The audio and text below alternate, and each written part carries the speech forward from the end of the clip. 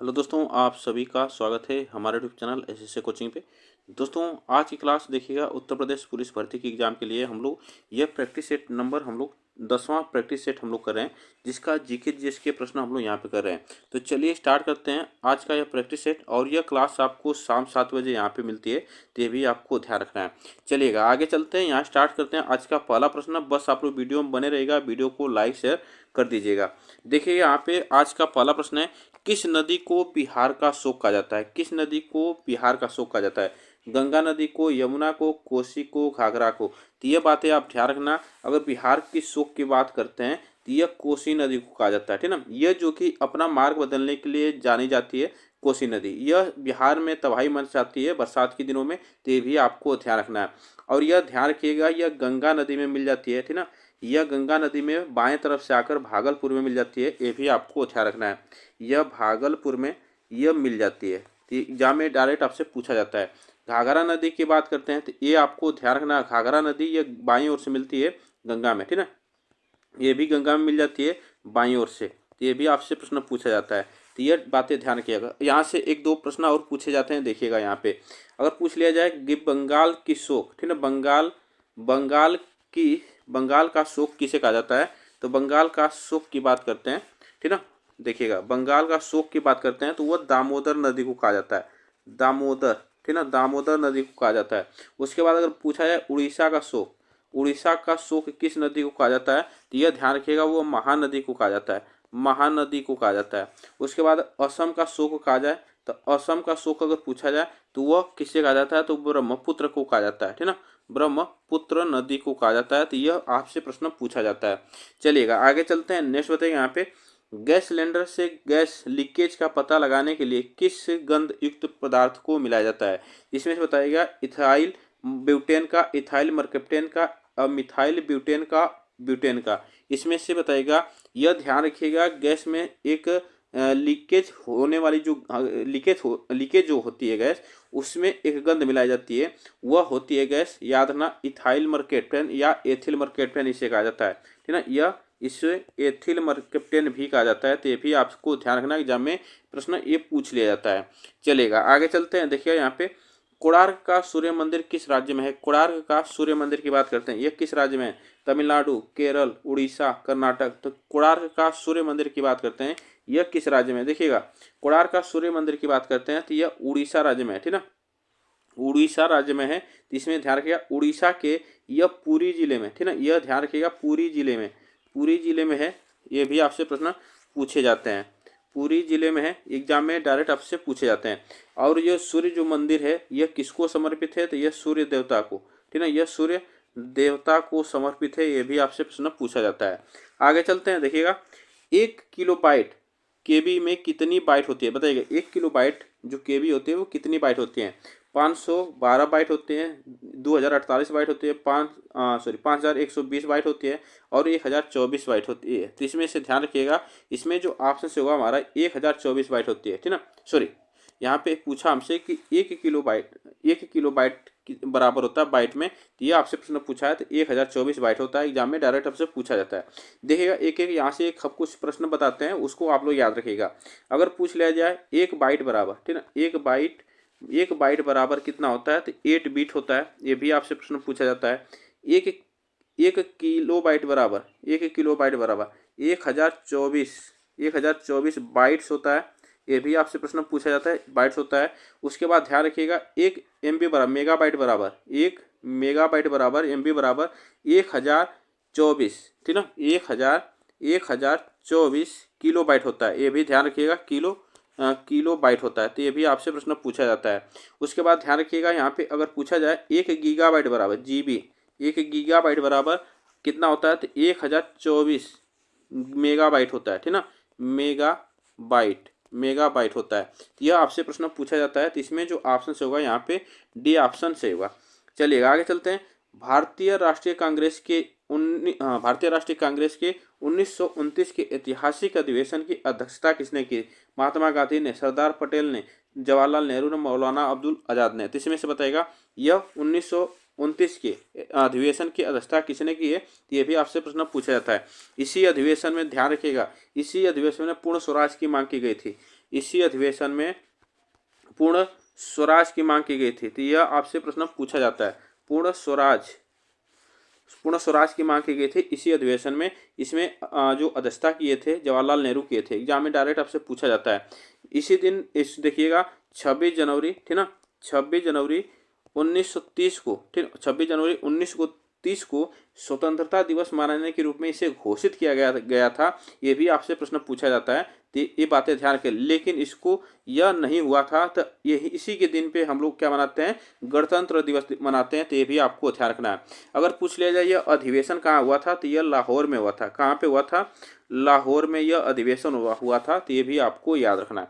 चलिएगा आगे चलते हैं। नेक्स्ट बताइएगा, केंद्रीय असेंबली में बम फेंकने में भगत सिंह का साथी कौन था। तो केंद्रीय असेंबली में बम फेंकने में भगत सिंह का साथी कौन था। राजगुरु, चंद्रशेखर आजाद, सुखदेव, बटुकेश्वर दत्त। इसमें से आपसे प्रश्न पूछा जाता है। बताइएगा इसमें से देखिएगा, यह 8 अप्रैल, ठीक ना, यह 8 अप्रैल 1929 को, 8 अप्रैल 1929 को सेंट्रल लेजिस्लेटिव असेंबली में बम फेंके गए थे। किसके द्वारा, भगत सिंह के द्वारा। और इनके साथी उस समय कौन थे, तो बटुकेश्वर दत्त थे। बटुकेश्वर दत्त थे। यह जितने भी लोग थे, भगत सिंह, राजगुरु और चंद्रशेखर आजाद, सुखदेव और बटुकेश्वर, यह सभी लोग थे। यह हिंदुस्तान सोशलिस्ट रिपब्लिकेशन एसोसिएशन के सदस्य थे। यह आपसे प्रश्न पूछा जाता है। और यहीं पे ध्यान रखिएगा, यहीं पे इन्होंने इंकलाब जिंदाबाद का नारा दिया था। इंकलाब, एक मिनट, इंकलाब जिंदाबाद का नारा यहीं पे दिया था। ये भी आपसे जिंदाबाद का नारा यहीं पे दिया था। ये भी आपसे प्रश्न पूछा जाता है। चलिए, अब किसने दिया था नारा, तो भगत सिंह ने दिया था। आगे चलते हैं। देखिएगा यहाँ पे, पृथ्वी को 1 डिग्री देशांतर घूमने में कितना समय लगता है। पृथ्वी को 1 डिग्री देशांतर घूमने में कितना समय लगता है। बताइएगा इसमें से कौन सा ऑप्शन से होगा। 10 मिनट, 1 घंटा, 4 मिनट, 2 मिनट। तो इसमें से प्रश्न पूछा है। देखिएगा 1 डिग्री देशांतर घूमने में 4 मिनट लगता है। एग्जाम में पूछा जाता है। अगर पूछा जाए कि पृथ्वी 1 घंटे में, अगर पूछा जाए कि पृथ्वी 1 घंटे में कितनी घूमती है, तो यह याद रखना, पृथ्वी 1 घंटे में 15 डिग्री घूमती है, ठीक ना, यह घूमती है 15 डिग्री। तो ये भी आपसे प्रश्न पूछा जाता है। तो ये आपको ध्यान रखना है। 1 डिग्री बराबर 4 मिनट। तो ये भी आपसे प्रश्न पूछ लिया जाता है। बताइएगा इसमें से कौन सा ऑप्शन हमारा सही होगा। सी ऑप्शन यहाँ पे सही है। चलिएगा, पोंगल किस राज्य का त्यौहार है। पोंगल केरल, तमिलनाडु, आंध्र प्रदेश, महाराष्ट्र। पोंगल किस राज्य का त्यौहार है, तो ये भी आपसे पूछा जाता है। बताइएगा, पोंगल की बात करते हैं तो पोंगल जो है यह तमिलनाडु का त्यौहार है। तमिलनाडु का, जो कि एक पारंपरिक फसल उत्सव है, ठीक ना, यह ध्यान रखिएगा। यह फसल उत्सव है जो कि मनाया जाता है यहीं पे। और एक ध्यान रखिएगा, जल्लीकट्टू जो त्यौहार यहाँ पे होता है, उत्सव होता है, ये भी यहीं पे मनाया जाता है, ठीक ना, जल्लीकट्टू, ठीक ना, जल्लीकट्टू यहीं पे मनाया जाता है। ये भी आपसे प्रश्न पूछा जाता है। उसके बाद देखिएगा, केरल में अगर बात करते हैं तो केरल का जो त्यौहार मनाया जाता है, यह ओणम मनाया जाता है, ठीक ना, ओणम मनाया जाता है। बिशु मनाया जाता है, यहाँ पे त्रिशूर पूरम मनाया जाता है। त्रिशूर पूरम यह मनाया जाता है केरल में। लेकिन इसमें जो ऑप्शन से होगा हमारे यहाँ पे ध्यान रखिएगा, तमिलनाडु से होगा। चलिएगा, गिद्धा और भांगड़ा किस राज्य के लोक नृत्य। गिद्धा और भांगड़ा गुजरात, राजस्थान, पंजाब, हरियाणा, महाराष्ट्र। इसमें से बताइएगा गिद्धा और भांगड़ा किस राज्य के लोक नृत्य हैं। ये भी आपसे प्रश्न पूछा जाता है। यह पंजाब के। देखिए, अगर बात करते हैं गुजरात की, तो गुजरात का जो लोक नृत्य है, इसको ध्यान रखना, यह यहाँ पे गरबा, ठीक ना, गरबा होता है। गरबा और क्या होता है, डांडिया होता है। डांडिया, गरबा और डांडिया।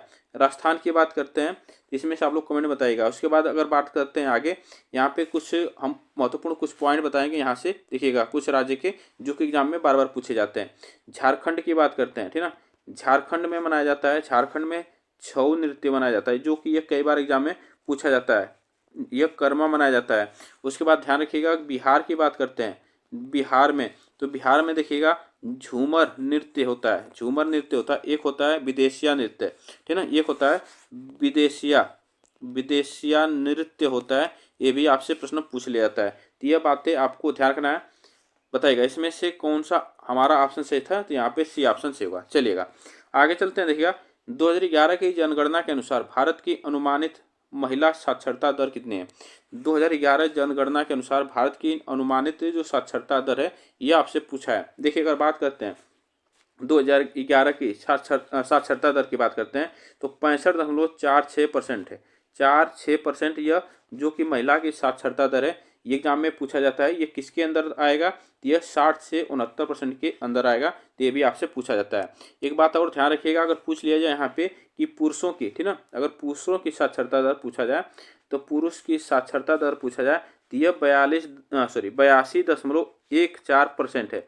82.14% है। ये भी आपसे प्रश्न पूछा जाता है। अगर पूछा जाए कुल साक्षरता दर, कुल साक्षरता दर जो पूछ लिया जाता है तो ये भी आपसे प्रश्न याद रखना होगा कि यह कुल साक्षरता दर जो है यह 74.04% है। 74.04% जो कि कुल भारत की साक्षरता दर की बात करता है। उसके बाद अगर पूछा जाए यहाँ पे कि अगर पूछा जाए उच्चतम महिला साक्षरता दर, ठीक ना, उच्चतम, ये भी आपको ध्यान रखना, उच्चतम महिला साक्षरता दर, महिला साक्षरता दर जो है यह आपसे प्रश्न पूछा जाता है तो यह केरल की है, ठीक ना, यह केरल की है। उसके बाद अगर न्यूनतम महिला साक्षरता दर पूछा जाए, तो वह बिहार की है। ये भी आपको याद रखना है। तो इसमें जो ऑप्शन होगा यहाँ पे ध्यान रखना, यह हमारा सी। देखिएगा, एलाला क्वाराडी किस भारतीय राज्य का आदिवासी नृत्य है? गोवा का, केरल का, राजस्थान का और झारखंड का। इसमें से बताइएगा कौन सा ऑप्शन यहाँ पे सही होगा। देखिए, अगर बात करते हैं तो इसमें यह केरल का एक आदिवासी नृत्य है जो कि आदिवासी, यह इरूला जनजाति और कुरुचिया, ध्यान रखिएगा, इरूला जनजाति और कुरुचिया, ठीक ना, कुरुचिया यह जनजाति जो है यह इनके द्वारा किया जाता है। ये भी आपसे प्रश्न पूछा जाता है। चलिएगा आगे चलते हैं। नेक्स्ट बताइएगा यहाँ पे, नेक्स्ट क्वेश्चन देखिएगा यहाँ पे। नेक्स्ट क्वेश्चन है, कालिदास सम्मान से सम्मानित रोहिणी भाटे किस शास्त्रीय नृत्य से संबंधित थी? इसमें से बताइएगा कौन सा ऑप्शन यहाँ पे से होगा। देखिए, अगर बात करते हैं यहाँ पे ओडिसी, मणिपुरी, सत्रिया और कथक, तो इसमें से बताइएगा। देखिएगा, यहाँ पे जो ऑप्शन हमारा से होगा यहाँ पे कथक, ठीक ना, यह कथक जो है उत्तर प्रदेश का शास्त्रीय नृत्य है। ये भी आपसे प्रश्न पूछा जाता है। उड़ीसी जो है उड़ीसा का शास्त्रीय नृत्य है। मणिपुरी जो है मणिपुर का शास्त्रीय नृत्य है। इसको आपको कमेंट में बताना है। सत्रिया कहाँ का नृत्य है। आगे चलते हैं। देखिएगा यहाँ पे, महावीर जयंती सामान्यतः किस माह में मनाई जाती है? महावीर जयंती सामान्यतः किस माह में मनाई जाती है? मई में, अप्रैल में, सितंबर में, दिसंबर में।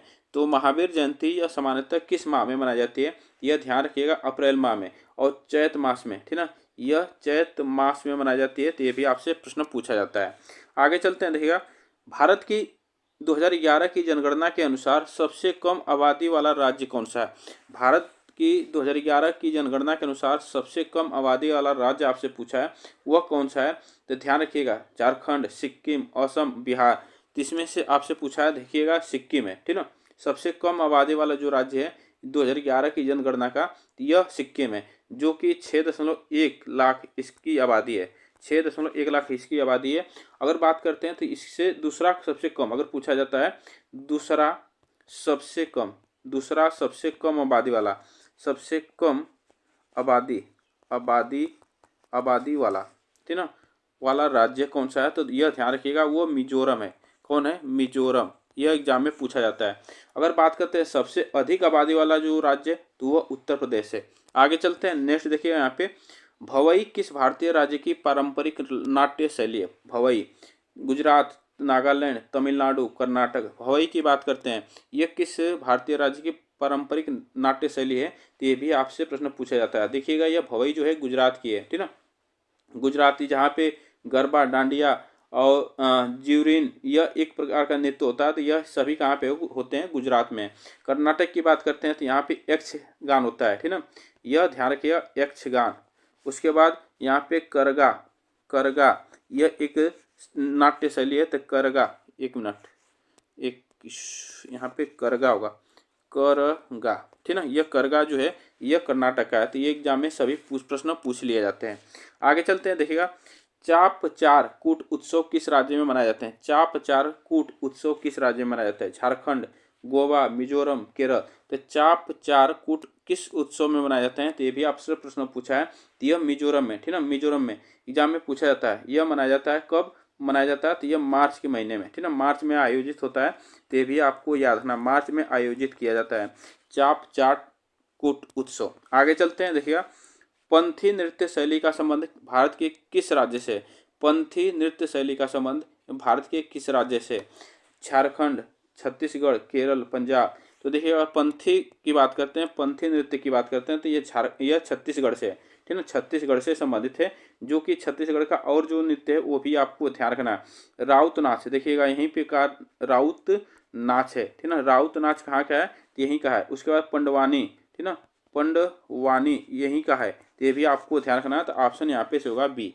चलिएगा आगे चलते हैं, देखिएगा यहाँ पे सत्रिया किस भारतीय राज्य का शास्त्रीय नृत्य था? अभी हम बता चुके हैं, इसको कमेंट में बताइएगा। तो मणिपुर, कर्नाटक, असम, केरल। तो सत्रिया की बात करते हैं, इसमें से बताइएगा कौन सा ऑप्शन से होगा? तो सत्रिया जो है असम का एक शास्त्रीय नृत्य है। और असम का और कुछ नृत्य हैं उसको भी आपको ध्यान रखना है। जैसे त्योहार यहाँ के बिहू कहाँ से संबंधित है? तो बिहू याद रखना असम से। बिछुआ, ठीक है ना, बिछुआ यह कहाँ से संबंधित है? तो यह सभी असम से संबंधित है। बगुरुम्बा, बगुरुम्बा, बगुरुम्बा यह कहाँ से संबंधित है? तो यह असम से संबंधित है। और उसके बाद नागा नाच, ठीक है ना, नागा नाच ये भी कहाँ से संबंधित है? तो असम से। नट पूजा, नट पूजा की बात करते हैं तो यह भी कहाँ से संबंधित है? तो यह सभी असम से संबंधित। नट पूजा की बात करते हैं तो ये भी असम से संबंधित है। इतनी बातें आपको याद रखना है। चलेगा गिद्धा नृत्य शैली किस राज्य से संबंधित है? पंजाब, हरियाणा, राजस्थान, उत्तराखंड। तो गिद्धा नृत्य शैली की बात करते हैं, यह किस राज्य से संबंधित है? तो यह पंजाब से संबंधित है। गिद्धा पंजाब में, यहाँ पे देखिएगा गिद्धा भांगड़ा होता है, यहाँ पे भांगड़ा होता है। दफक, ठीक ना, दफ। और यहाँ पे धमन, भाड़ जो होता है धमन, याद है ना, धमन एक होता है, उसके भाड़ होता है। ये सभी नृत्य कहाँ होते हैं? तो पंजाब में होते हैं। आगे चलते हैं, देखिए यहाँ पे उड़ीसी नृत्य शैली मूल रूप से किस राज्य से संबंधित है? उड़ीसी की बात करते हैं, उड़ीसा, आंध्र प्रदेश, तमिलनाडु, केरल। तो उड़ीसी की बात करते हैं, इसमें से बताइएगा कौन सा ऑप्शन यहाँ पे होगा। देखिएगा उड़ीसी जो है उड़ीसा का नृत्य शैली है, एग्जाम में पूछा जाता है। आंध्र प्रदेश की बात करते हैं तो कुचिपुड़ी है, यहाँ पे ध्यान रखना, कुचिपुड़ी, कुचिपुड़ी जो है एक शास्त्रीय नृत्य लोक नृत्य है। तमिलनाडु की बात करते हैं, सॉरी यहाँ पे जो कर्नाटक का कुचिपुड़ी एक शास्त्रीय नृत्य है। तमिलनाडु की बात करते हैं जब भरतनाट्यम, ठीक ना, तमिलनाडु में भरतनाट्यम एक शास्त्रीय नृत्य है। तो ये भी आपको याद रखना है। भरतनाट्यम, भरतनाट्यम ये जो है कहाँ का है? तमिलनाडु का। उसके बाद केरल की बात करते हैं तो कथकली, ठीक ना, कथकली, सॉरी एक कथकली यह कहाँ का है? उसके बाद मोहिनी अट्टम, ठीक ना, मोहिनी अट्टम यह कहाँ का है? तो इस केरल का है। तो एग्जाम में आपसे प्रश्न पूछा जाता है। चलेगा आगे चलते हैं, देखिएगा ऐसे भारत में सबसे पहले सूर्य किस राज्य में निकलता है? भारत में सबसे पहले सूर्य किस राज्य में निकलता है? पश्चिम बंगाल, अरुणाचल प्रदेश, मणिपुर, असम।